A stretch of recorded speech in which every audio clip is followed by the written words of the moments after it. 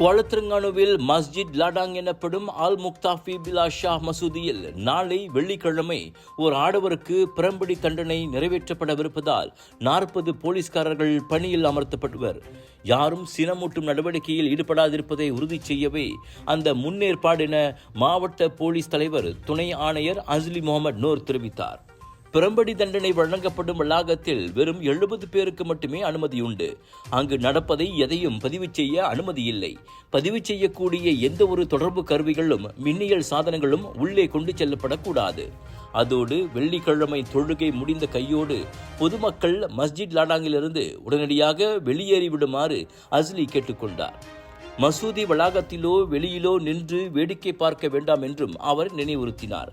தண்டனை நிறைவேற்றத்தை அனைவரும் மதித்து நடக்க வேண்டும், பிரச்சனை செய்யக்கூடாது என்றார் அவர்.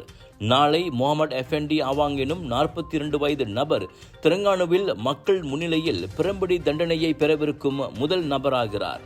மறுபடியும் கல்வாத் குற்றத்தை புரிந்ததை ஒப்புக்கொண்டதை அடுத்து மாநில இஸ்லாமிய ஷரியா சட்டத்தின் கீழ் குவாலத்திரங்கானு ஷரியா நீதிமன்றம் நவம்பர் 20ஆம் தேதி அவ்வாடவருக்கு 6 பிரம்படிகள் விதித்து தீர்ப்பளித்தது.